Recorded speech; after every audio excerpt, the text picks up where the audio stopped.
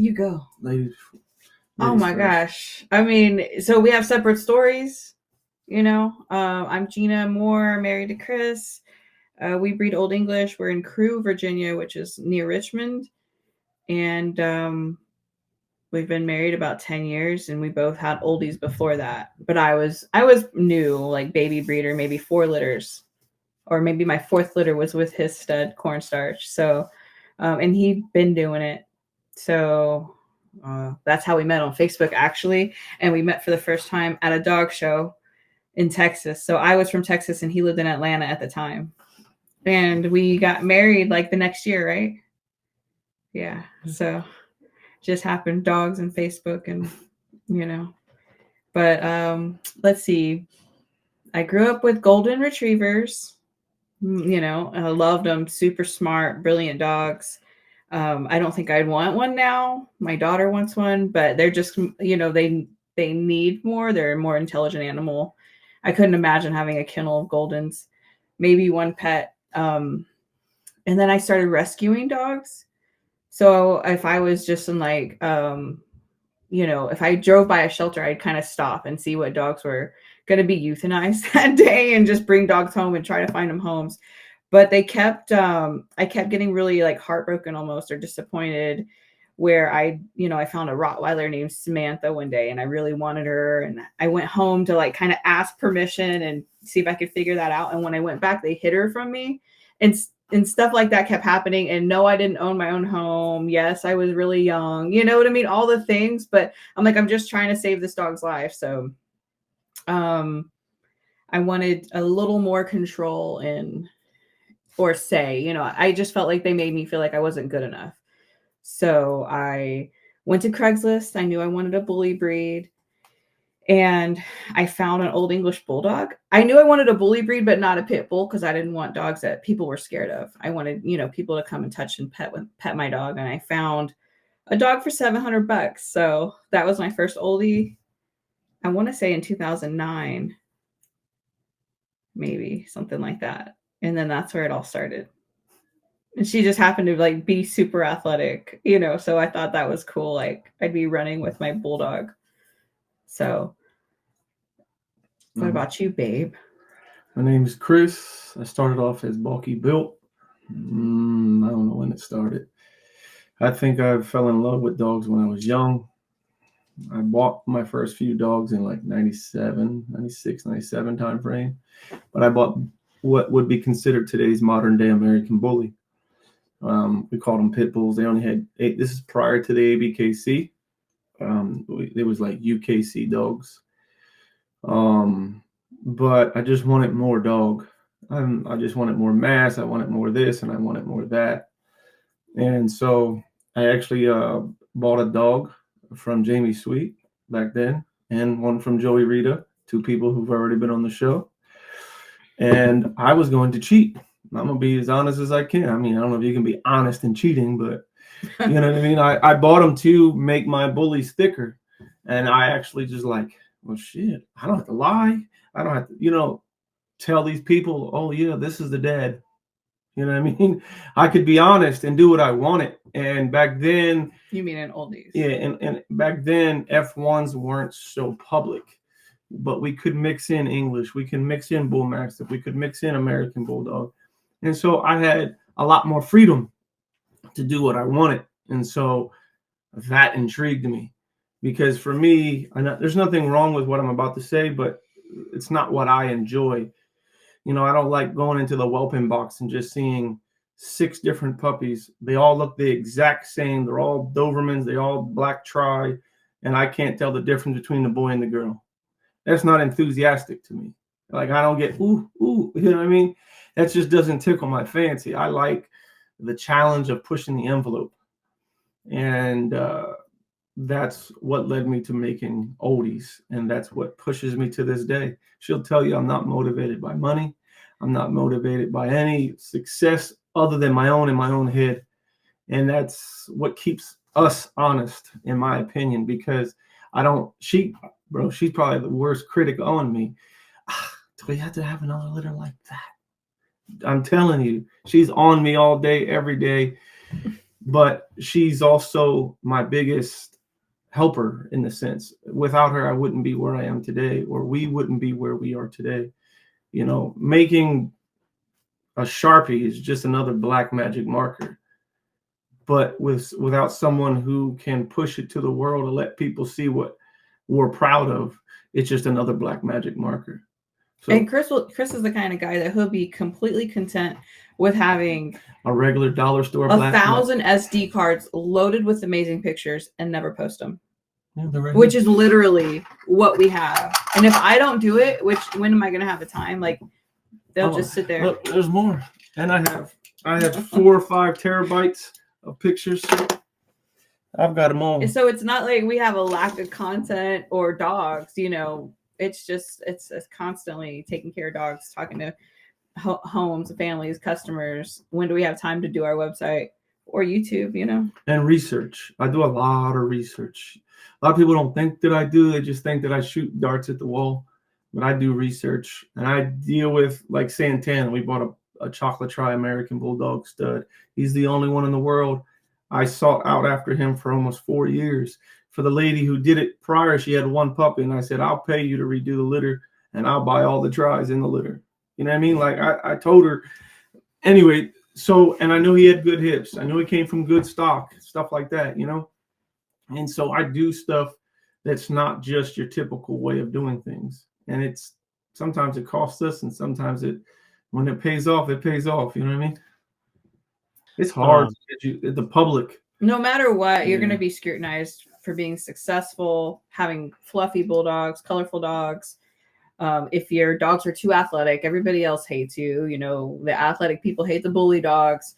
And then if you're going to go make your own breed, forget it, you know. Well, I was once told by one of the people you've had before, actually 2 of them, the more irons you have in the fire, the better off you are. That's the saying, correct? So the more people that you can appeal to with your ideal dog in your head, the better off you'll be. For an example, a Malinois. I mean, not everybody in your neighborhood has a Malinois. There's probably no people in your neighborhood that have a Malinois, but it's a very popular breed. So that's what I'm saying. But like a Labradoodle, I bet you 1 out of every 5 people in the motherfucking America got a dang Labradoodle. You know what I mean? So you can't say which one's better or which one's worse. The Labradoodle has more irons in the fire. It's hyperallergenic. It's cute. It's cuddly. You know what I mean? It's still a decent sized dog. It's not a small dog. You know, you see. I mean, I worked at a vet for almost 7 years, and I've seen big tough guys come in with them, and I've seen moms come in with them. It doesn't matter. Where Malinois, you really only see one person bring it in. It's normally a cop or a security guard or someone. I mean, I've had women bring them in that are extremely into training. You know what I mean? So you limit your audience sometimes, and we get in our own way. So that's why I like oldies, because the irons in the fire method. There's just so many people. Oh, I want a healthier English Bulldog, or I want a smaller American Bulldog. I want a dog I can take for a walk, but look at me. Do I look like I'm walking 5 miles? You know what I mean? That's you get. It's like a perfect recipe for the entire home. That's what I like about them. This question is for both of you. What is your ideal oldie? Rocky. Rocky's as close as I'm probably ever going to get. I would like to broaden his muzzle a little bit, just to give people that more. Let me not say broaden. The thing with Rocky, I have a dog who won nationals this past November. He's everything I want in the body: muscle, bone, rib cage, rear, everything. Head, it's huge, but he has no loose skin anywhere. So because he has no loose skin here, a lot of people think he's like some weird concept dog, like we mixed American Bully in. Why would I ever mix an American Bully into our stuff? If anything, it would go the other way around. You know what I mean? But the only difference is he has no loose skin, no jowls that are loose. So it's really tight, and it gives people that American Bully flavor.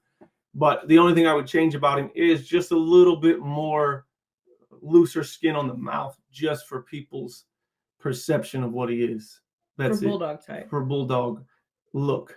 because everything else from the muzzle back, I'm pretty close. That's exactly. I mean, now I just want to mass produce them, which is not going to be easy because when you come across, I mean, if you've been in dogs longer than 2 minutes, you understand that there's them dogs that are absolutely unicorns, but they can't reproduce, and then you have a unicorn that can reproduce. And you have a wife that's tired of all the American Bulldog type out there. Rah, rah, rah, rah. Yeah, I'm over it. Yeah. Well, my favorite dog is this dog, Kaiser. He's like a lot of bull mastiff, so he's a more compact bull mastiff, just giant bulldog type.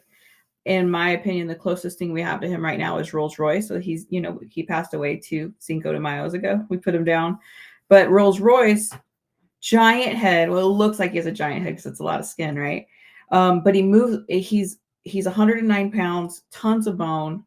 He does have tons of wrinkles, so super bulldog type, but he moves like a cat. Yeah. So for a dog, I don't even know a breed of dog that's this heavy and this substantial that just moves so smoothly. Like even if I watch, Westminster and I see all the giant breeds go around, nobody moves like Rolls Royce. So I think close to Rolls Royce. He has so much skin. He has cankles. He has like literally rolls over and he has like a wrinkle in between each finger. So now that I know what that is with him, like there's no infection, there's no swelling. Now that I see English bulldogs sometimes and their feet kind of go like that, now I know that it's literally like a wrinkle. So obviously I would love to eliminate that. But all of his kids, we've bred him to more of an American Bulldog type female. Amazing. He is producing so cool. I'm so glad because we just kind of happened to get him back. We sold him as a puppy. The guy couldn't keep him. He got kidney failure. So we got him back. Oh my God. And that happens. Like a lot of our amazing dogs either didn't sell as puppies or we got back. So, and I will I love testify, him. he's a very large, massive animal. And to see him, I mean, when you see a 100-pound dog naturally can just literally hop on top of an extra large igloo like it is not even standing there. People are like, did he just do it? Like, yeah, he does it all the time. He does. You know how you get them big dogs? They'll jump up and they slide back down. Nope, he jumps right up on there like nothing even happened. Yeah, he's very active. I just had somebody here, an electrician here yesterday, and I said, "Oh, he won't do nothing. Dude moved the whole kennel." I was like, "Oh shit, sorry." It scared the hell out of the guy. And I know he's a big softy, but dude, I mean, he literally moved the entire kennel because he's up by the house by himself. Super friendly, amazing temperament. Character. Loves kids. Easily walked on a leash. Gets along with dogs. I think that's my ideal oldie. Whereas compared to Rocky, which is his nephew, Rocky might be a little more neurotic, or what is it? What's the word for it? I call neurotic because I don't like that characteristic. It's just like it has a little bit more drive. Yeah, drivey. Ugh. Yeah. Yeah. And less skin. Like he has no skin, so he has giant muscles, big old head. He just doesn't look as much like a bulldog as I would like and my clientele would like. For the most part, I think the people who buy from us, I maybe love our dedication and love for the animals and the dogs, and they'll just kind of buy whatever we put out there. So we do need to make sure, number one, it's healthy, sweet. I think number one is actually temperament, and everybody's pretty sweet. Healthy, the hips, which I feel like he focuses on too much because the dogs with the great hips are pain in the asses. So I'm like, I think my customers are okay with like and hips, but everybody has great structure and conformation if they're here, So if we say, sometimes he'll say, "Oh, that dog, so and so in the kennel has a shitty rear." It's actually a 9 out of 10 because compared to all the other oldies out there, like they all have pretty nice rears. It's just not the best that we have. Yeah, for me, it's like I always judge the dog at the end of the leash, and I don't care what it is. If it makes me look twice, I like that dog. You know what I mean? Absolutely. And to me, when we walked in the Nationals at Rocky, it was like, oh, and people were like, "What the fuck, Chris, again?" And the year before we walked in with Mac. which is his uncle. And the first year we ever went to nationals together, we walked in with Bear, which was his dad, and that was like a circus. We had a whole line of people coming to take pictures with this dog. It was nuts. Yeah. I mean, I don't know. I'm like you. I just like when you know, it wasn't to make a perfect dog structurally. It was to make that dog that would literally stop traffic. I never wanted to make show dogs. I wanted to make dogs that you could show off. That's what I always wanted. That's what I always used to tell myself. And then when I got with her, she wanted to go to the dog shows and she wanted people to see what we were doing. I was happy walking down the street and, yo, where you get that from? Yeah. Yeah, I had to fight him. You know, he's a judge. I had to fight him to do it. He didn't want to do it. He's willing to do it to see more dogs. He doesn't want to go live on Facebook. He doesn't want to post pictures. You know what I'm saying? Like, he's a pain in the ass.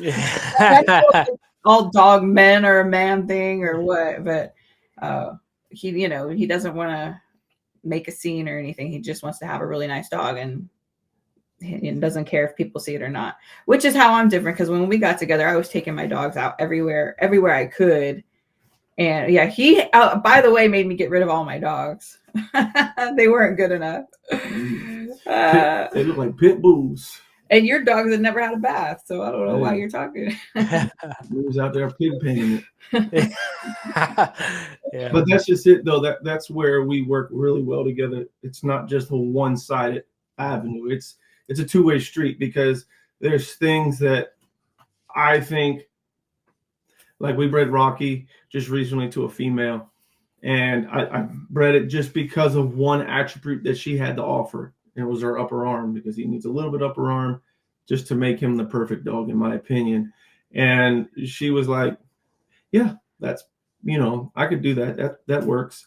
But in the back of my mind, I'm thinking there's only going to be maybe one. There's only going to be maybe one. I'm praying there was 4, but you know what I mean? So that's that had the upper arm that I wanted. You know what I mean? But that's where we come into play with each other, because she is really good at picking her puppies now. She's really good at, I think we have it like an even streak. She's really good at raising the puppies and picking the puppy, and I'm really good at putting the mom and the dad together to where now we're a team. It was a little bit of an ego bull for both of us in the beginning, because you have 2 chiefs.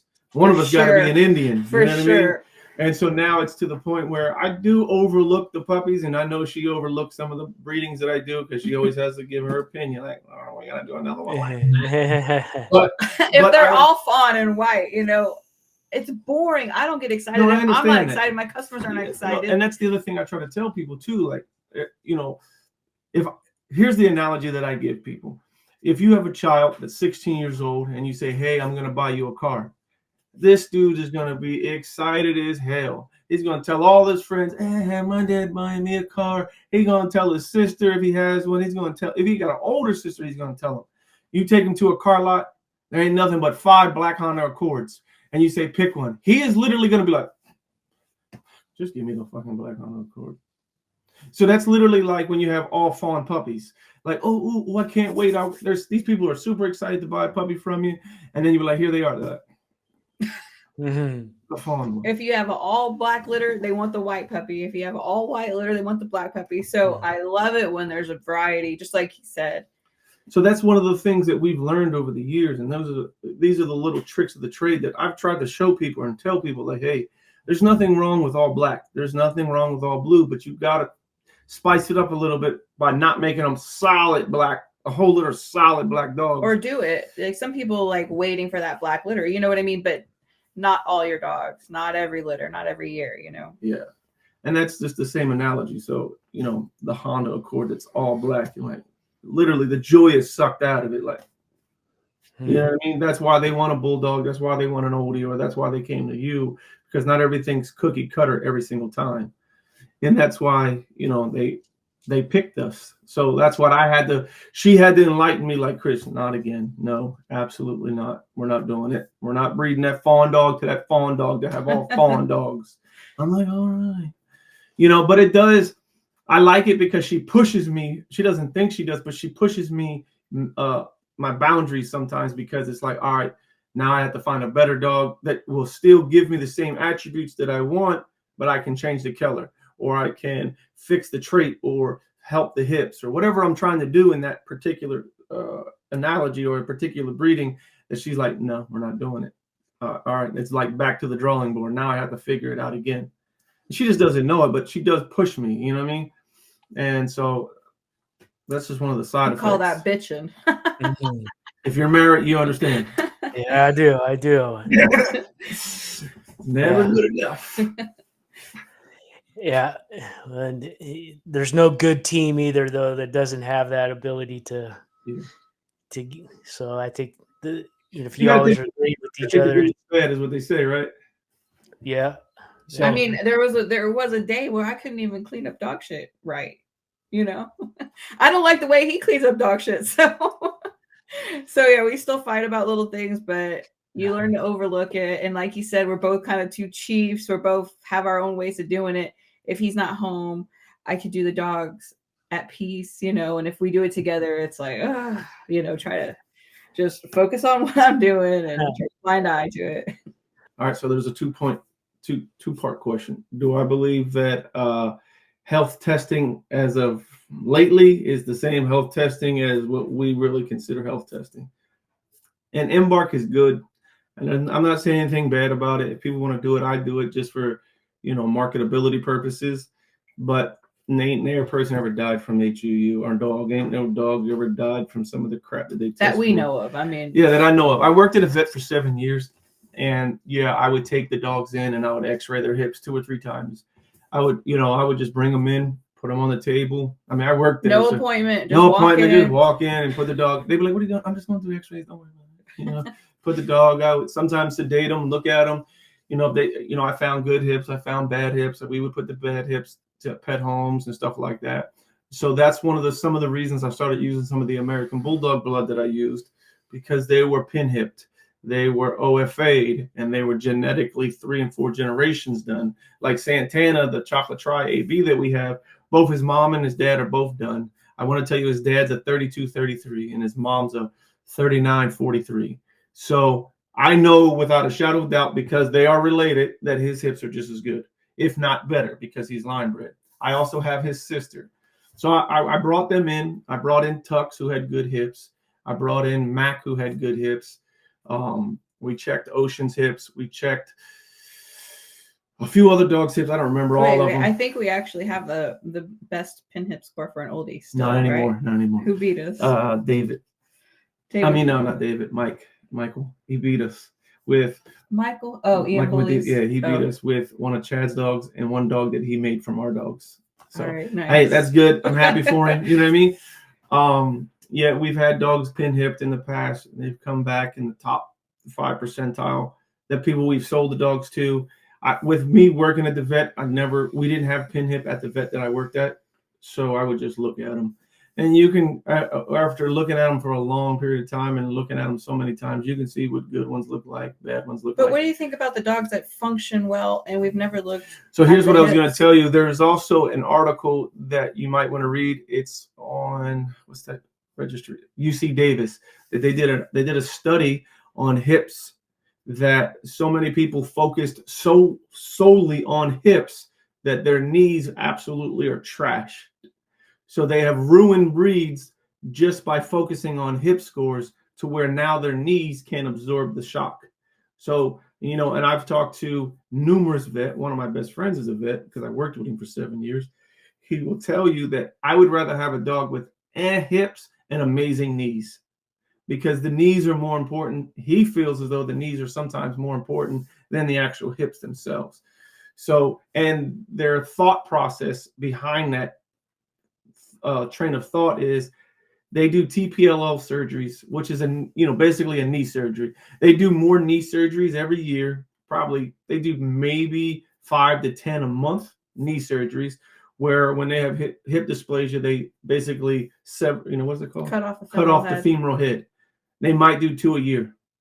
So as far as what one outweighs the other, they would rather see dogs with better knees and hips. You know what I mean?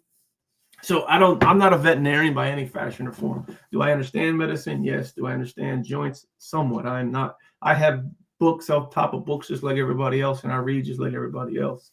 But I do believe that my hips and my movement did get better the better my knees got. So I don't know because I'm not a veterinarian, but uh, the number one trial dog in America right now has absolute. I don't know if he's now, but he was. I think he's a gun dog though. But or is he a border collie or something? I don't remember. He goes to my vet, or he was the number one trial dog, whatever he was. Absolute horrible hips, best knees the vet ever seen, and he's 10 years old and he's still number one. So that tells you something right there. I think time will tell us better than anything we know.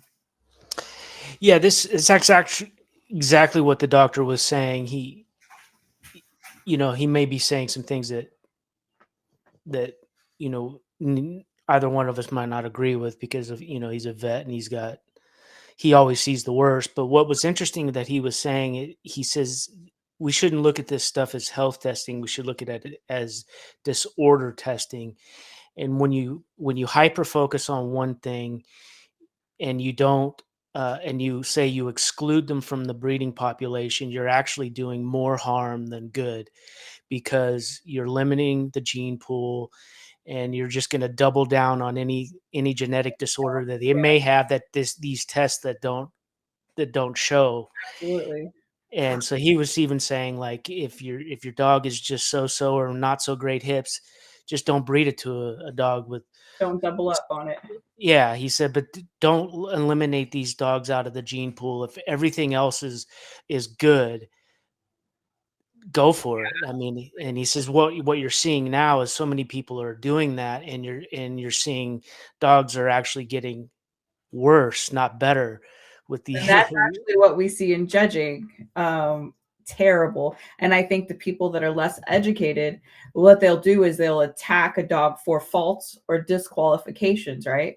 And so we start throwing away all these really amazing dogs with cowhawks or ryejaw, and all that's left are these really shitty examples of the breed, and they keep winning because they have no DQs. You know what I mean? And they just lack everywhere else. So, yeah. So I just judged a show recently, and the guy says, "Bro, how'd you pick that dog?"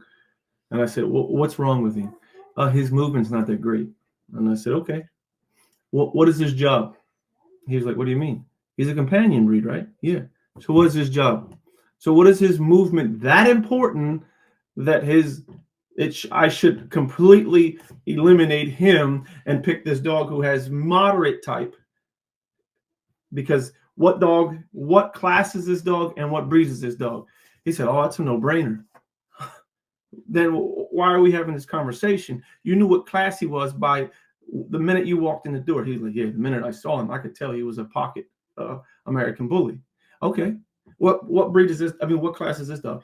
I don't know. Exactly. You see what I'm saying? So yeah, this dog might not move perfectly and fluently. So the other problem I have with that is, why can't it move perfectly and fluently? If you can't tell me why this dog can't move fluently, and I'm not going to tell you, don't give me some bullshit ass answer like, "Oh, he's too thick." No, come on. That doesn't make sense. Because, I mean, you have complete athletes that can still run the 40-yard dash in, sub fives.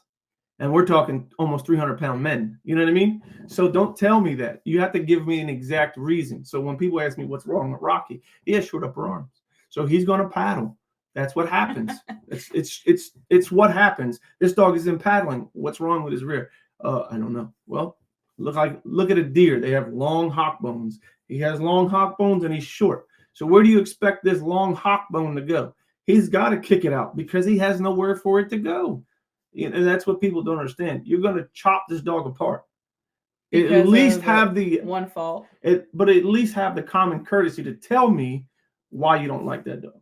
Don't just stand on the sideline and say, "Oh, here goes another judge picking his friend's dog." No, fuck you. I can break the dog down. You know what I mean? Well, and another thing is, I think a lot of people will become judges or show dogs maybe for the attention that they get, and from a handler's perspective, not from a breeding perspective, which is when we're coming in, we're looking at tools for breeding. Well, of course, I'm going to go with the guy that looks like, Mike Tyson, no, he doesn't run like Lance or ride a bike like Lance Armstrong, but hey, I got a lot of Lance Armstrongs at the house. Let me breed some Mike Tyson in, you know what I mean? So I think people will no, if they owned the Mike Tyson, they would like it. But if they're coming to the fight with the Lance Armstrong, they're upset. So I think people forget, they let their egos get in the way, or they're just not breeders. Which in my opinion, the purpose of the dog show is to evaluate breeding stock. But here's the way I tell people. You have a milkshake. Can you make a milkshake with milk? Absolutely. It's going to take you a long time. What do you have to do to it first? You have to turn it into ice cream. So why not just start the milkshake with ice cream? And then we can water it down and back into milk. It's smarter to do it that way.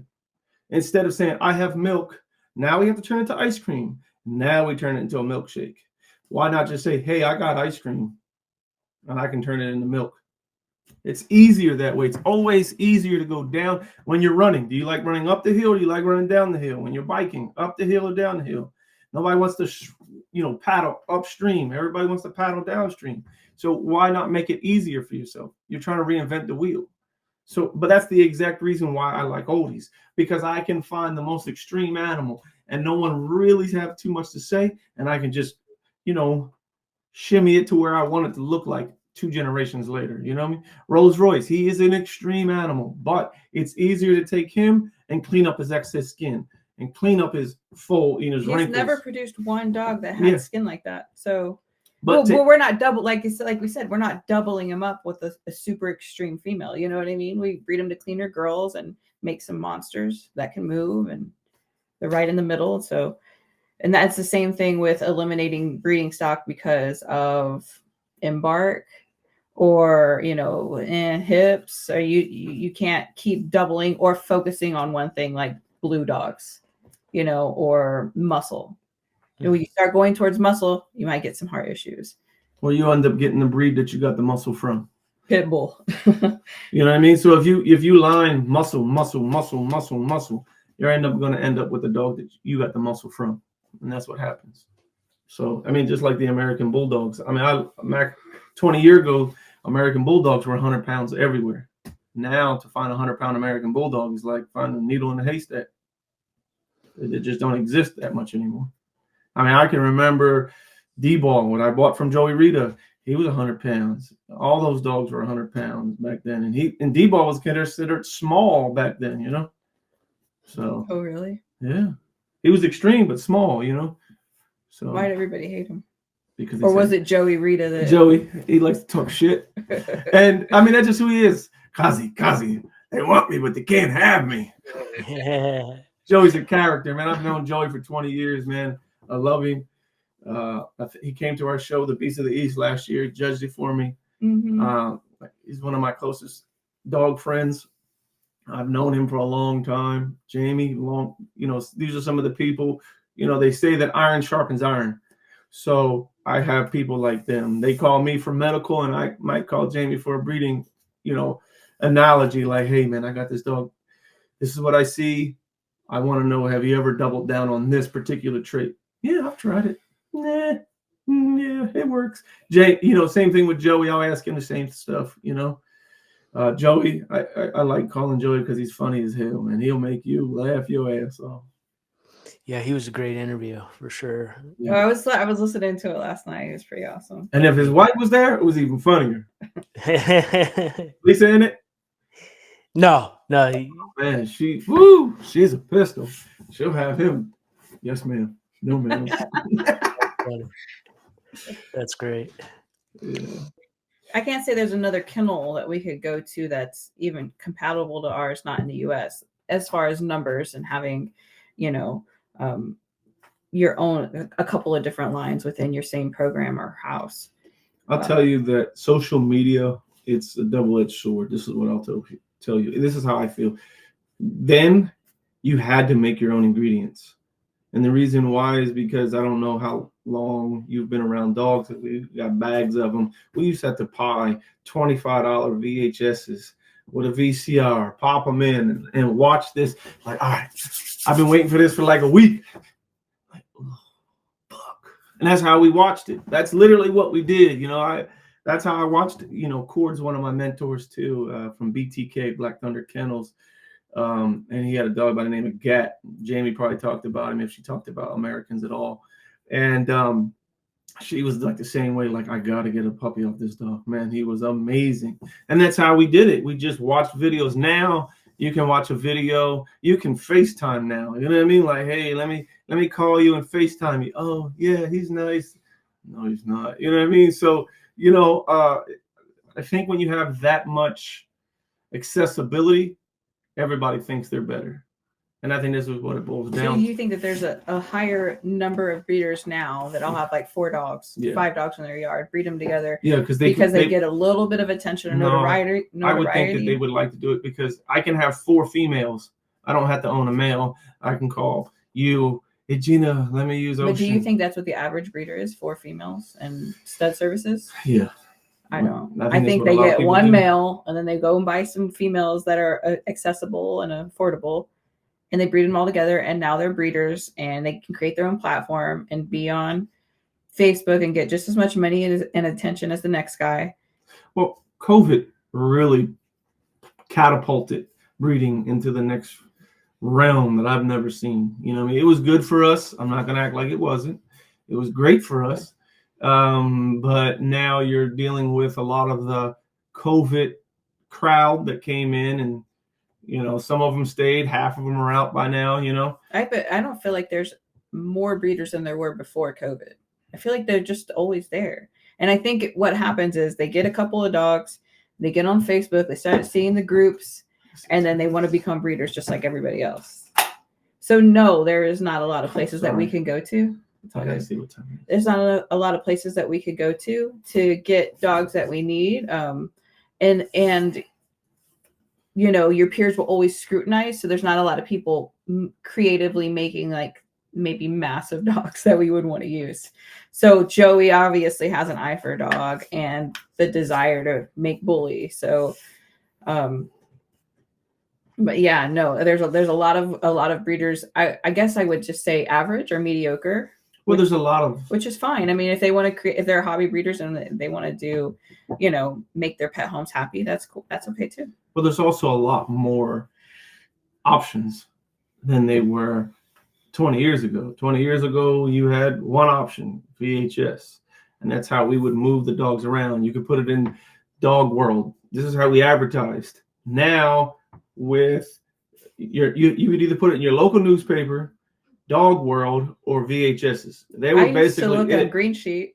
That's basically all we really had. Now with Instagram, I don't even know all the shit that people have, but all the social media outlets, those things. Like I joke with a person like Joey. I'm like, yo, Joey, don't be mad because you're left behind. You're not still talking to me on a. You know what I mean? We're talking like this. Hey, what's up, man? What do you need? You know what I mean? We could see each other. So we have to evolve with the times. The thing is she'll tell you I have a problem with doing stuff like this, and she wants me to do a podcast as well. And it's like I'm stuck in my era too. Like my era, I didn't have the internet. I didn't have a cell phone when I was growing up. Where my son, he's like, can I have your cell phone real quick? He'll have 3 devices going at the same time. Dude, I'll be like, yo, how the hell do you watch all this crap, man? And he can do it. He can play his video game, have my cell phone and his iPad, and he's doing 3 things, 2 games, watching the food, I'm like, yo, what the fuck? But the younger crowd of breeders, they know how to post on Instagram. They know how to post on TikTok. They know how to post on Twitter, whatever shit. And when I say, hey, did you post on Facebook? They laugh at me. You're old, Chris. I'm like, yeah. Only old people are on Facebook. Only old people on Facebook. And you got to do, what's that one? Snapchat. No, you got to do Snapchat. I'm like, I don't know what that is, bro. You know what I mean? So we can't be mad that every person who calls themselves a breeder can outsell you. You can't be upset at it. The reason why they out hustled you, flat out. That you can't be upset at it. And the problem is some of the older crowd, they get upset at them. Oh, my dogs are better. Yeah, guess what they're better at though? They're better at social media than you are. You're still thinking, hey, let me send Chris my VHS. No. So pay him a commission to sell your dogs and everybody wins. Better dogs are out there. Everybody makes some money. It's a double-edged sword. You know what I mean? You just have to look at is the glass half full or is it half empty? You know what I mean? Without her, I couldn't do none of this. Yeah. You know what I mean? I don't know how to do any of this. She's like, he's gonna I'm send you a glad you link, finally and recognized. I'm like, what? Yeah, he's gonna send us this link, and you're gonna click on And it. I'm not even great at it. I'm just super willing to learn and figure it out like you've done. Yeah. Yeah. And I feel like you can though. I Well, feel they like used that's the what old we do a people. lot. There was a dog way back in the day that a lot of people used. Dog could jump out of a 6-foot pen like it wasn't absolute nothing. No hip sockets though. No hip sockets. And everybody used the shit out of the dog. But if he could function, but the dog lived to 12 years what's old, the jumping out of purpose a of the 6-foot X-rays? pen like it wasn't nothing. You know. I'm really like, I don't know. I don't want to step on toes because I know those people are just as big as zealots as anybody else. But Oh. that's just, It's just the thing, if you're too rigid or the inability to what is it? Not conform, but overcome marketing, you know, or worried about one thing like structure, conformation, hips, health. Well, OFA came out in the late 80s, early 90s, heavy, and it was more of a marketing thing. That's all it really was then. Now, I mean, I believe that they use it as an actual tool, and there's good things that come of it. Don't get me wrong, but you cannot say, "Hey, I'm not an engine guy, so please don't just, I have a 350 borrowed out 40 over," some weird shit they be saying. yeah. And then you put it in a Honda Civic. Like, bro, who, you know what I mean? It doesn't matter. Who wants a Honda Civic? So, I mean, there's people who want Honda Civics, but you know what I'm trying to say. Let's put it in a 69 Camaro. Now we're talking, you know what I mean? So that's what people have to understand. Yeah, you might have a great engine, great hips, but they don't actually like the actual But if your dog doesn't look like, for us, a bulldog, who cares? Yeah. Well, that's the thing that this last podcast that I listened to is an interesting subject, and I've actually talked to people prior, and I've said things like what I'm about to say is that, like I've been getting into Frenchies. I have 2 Frenchies that I plan on studying out. That's how I'm going to get into the breeding world. I'm too old to start doing what you guys are doing, so I just like to be able to support certain programs that I like and get dogs from people that I respect and stuff. So I've got a couple Frenchie studs. So I'm talking a lot about pairings and all that kind of stuff with people. But you want a French bulldog, but then you want all these tests to be cleared, but it's a French bulldog. The morphology doesn't lend itself to this perfect healthy specimen. So you're going to have to give a little to get a little if you want, and it's not going to look like a Frenchie if you really want a healthy, cleared of all the things. Yeah. Right. It's an extreme standard of dog, and people don't really get it, and it's a labor of love. It's not a kind of dog that you can just put in your backyard and say see you later. I mean, that's not the types of people that like these bulldogs, and so we give up a little bit of you sacrifice that because we want the personality and the look. I tell her, if I could have Rocky right now with a little fatter muzzle and him test 5.5 in the hips, I'd be happy. Yeah, I'd be happy. Hey, it's not great hips, but it's not bad hips, right. And he has everything that I want. And some of the people that I deal with, like Chad Dunn, he's really big on hips, and that's where I've learned a lot of how to correct some of my hip issues was from him. We've had that same conversation. Listen, it's great to have a 3.3 or even a 2.2. You know what I mean? But if it looks like it doesn't, like, I'm not going to breed it. What the hell is that perfect 2.2 for? Who cares? It stops mattering. It's like, congratulations, buddy. No, but okay. Not only do customers not want to buy your dogs, but the other breeders are not like, oh wow, nice dog. Then why are you doing it? Yeah. So you might have a 35 hip, but it looks like a shitty Dalmatian at this point, and you're like, well, I tried and I made it. Nobody wants to use it, and then mad that nobody wants to use it. Yeah. So I'd be happy with 5s. I mean, granted, just like you would probably want to have better, but if I get a 5, I'm cool. And that's what I tell all my homes. Like, they're looking for an alternative to an English bulldog, a healthier bulldog. A lot of our homes come from, their English bulldogs died suddenly, and they ask, is this really healthy or is it true? I'm like, yeah, but at the end of the day, it's still a bulldog. How's it breathing? like a bulldog. Still better than the English, hopefully, and for the most part.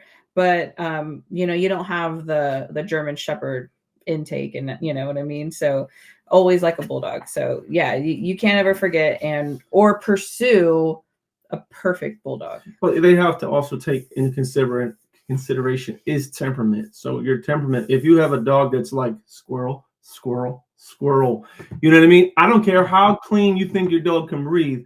When it's 95 degrees outside and that son of a bitch is chasing squirrels, Yeah. No. you know what I mean? We're going to the vet.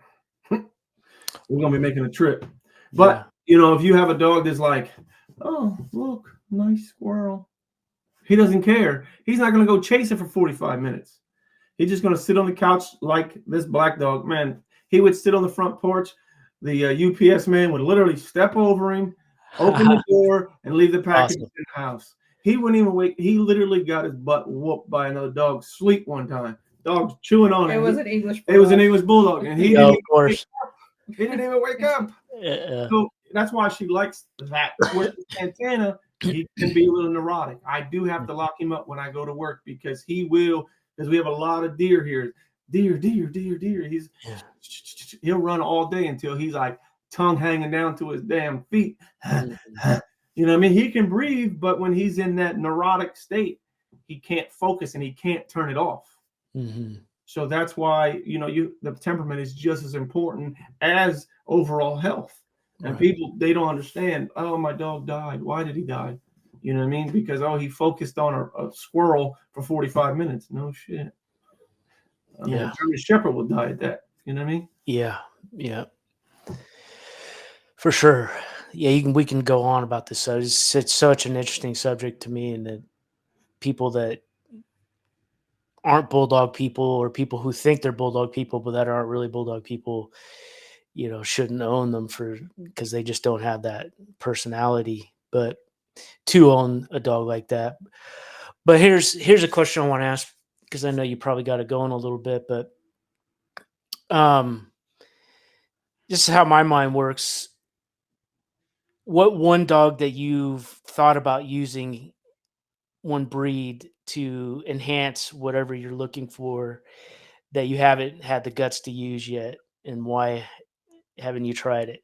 Well, I'll say this, for the Not most part, I'm done with coloring in the lines. So I can't say that I want to necessarily pursue my own breed, but I'm tired of worrying about what other people are going to say or think. So I love a Neo. I would never add a Neo to an Oldie just because they're too narrow, long, tall. You know, I love Neos, but I really love a Chow. You know what I mean? With the temperament's not going to match what we want. We want the ultimate pet, you know, family kid dog. So, but I love the look of a Chow. Anything blocky. I do like a coat, which he doesn't like long haired dogs. I always kind of wanted to have like mini mastiffs, which basically like Kaisers, and if they were fluffy too, I always wanted to do something like that. The only breed that I have not used that has entered my mind was a Rottweiler. And if I'm saying it wrong for people, Roddy, whatever, you know what I mean? That's the only breed. I've used Bull Mastiff. She'll tell you. I've used an English Bulldog. I've used a Pit Bull. I've used an American Bulldog. I've even tried Patterdales before. Doing other things. Not into my oldies, just in general. I bred a Patterdale and a Bull Terrier together, and then I bred it to an English Bulldog. Pain in the asses. Yeah, cuckoo for Cocoa Pops. You know, I wanted a cuckoo dog, and then she bit a deer and ran off on the deer. Never seen her again. But yeah, I've tried a lot of different things, and the reason I say Rottweiler is because they do. And she's going to be like, they do have hip testing, and they do have their special paperwork, the pink set and the blue set for, you know, 3 generations completely health tested versus 1 missing. You know what I mean? They have the good head. Beautiful dog. I always wanted a Rottweiler. They have good bone. They are in the same realm as smartness as a bulldog. You know what I mean? Cool dog. They're going to bite large masses, but they're not super clear-headed, as in they're going to be able to bite particular hands every single time. Stuff like for working events, working ability. That's the only breed, and it had a lot to do with if I was going to start all over, I would probably start with a Rottweiler for the simple fact that it has hip testing for 3 and 4 generations, and then I can build from there. And that would probably be the only thing that I would ever try to use again. And so, something that goes on in my head, just off the wall, thinking mass type, for maybe like a bulldog type dog, but wanting to add something new. I always think about the Clumber Spaniel and maybe the Six Spaniel. Yeah. Might really change the head type. But anyways, no one's talking to you. Yeah. Yeah, but I kind of do want to make a bulldog that's fluffy, that's not necessarily like the mammoth bulldogs, because I think they focused on long hair, took away any type of rear or type, and they have just feathering of a fur, and I hate that. I like a really like thick coat. So I think about stuff like that all the time. Well, would I do it? I don't know. I feel like I'm getting too old, and then I have to fight him just for every dog that I want to have here. So it's not really worth the battles. Well, people don't understand the composite breed gives you that sense of what can I do? How far can I push? I mean, and a lot of people are going to hate me for what I believe the American Bully is still a composite breed. They just, I agree. I believe they're like, it's a composite breed. No, it's a pure breed. You know what I mean? However you want to say it. Oh, it's a pure, they're in their own denial. You know what I mean? They'll tell you, I didn't add it in. He must have did it. You know what I mean? So it's the same concept. Nobody embark. You know what I mean? So the same thing is the greatest thing about composite breeds, Shorty Bulls, American Bullies, American Bulldogs, Old English Bulldogs, Labradoodles, they're all composite breeds. You can do and have your own vision, your own thought, your own picture, and you can work towards it however you see fit. There was Cord told me one time, one of my mentors, he says, hey, you do understand that we're all running the same race. You can bike it, I can run it. You can swim it, I can fucking take a car to get there. At the end of the day, as long as we get to the finish line, that's all that matters. And that the thing is he also showed me that the perfect dog doesn't exist. That is what we are in the pursuit of. The pursuit of perfection is why we breed dogs, because we want to perfect that perfect dog in our own head that never exist. We have never physically had a tangible animal that was perfect. And the perfect dog for us and somebody else, or me and him. 2 total different dogs. Different dogs. So that's it. That's why we breed, and that's why I prefer composite breeds. That's why I like the Shorty Bulls. That's why I like Oldies, because I can do what I see fit. Oh, I think I should add bone before I add mass. She might say, hey, we should add mass before we add bone. Hey, we can try it both ways. We can take the same dog and breed them 2 different dogs and see who wins. We have physically done that. Like, hey, let's breed this dog and that dog, and we'll see if you're a litter worse. So that's awesome. That's why people get into composite breeds. I just can't imagine, hey, we bred our Doberman to our Doberman. What do you expect? Dobermans.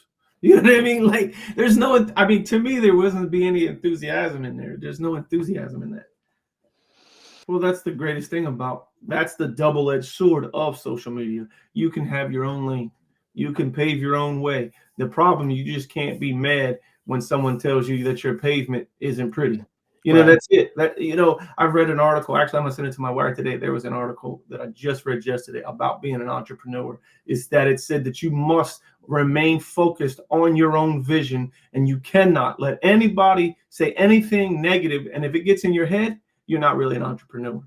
You're just a fake me out that should have a regular job, because an entrepreneur is someone who can stay focused on what they believe and want to do and not let anybody take that away. Even if it's your own wife telling me, I've got to breed this style of dog. You're the same way. I know. You always, what do I always say? He's always the flower to my fire.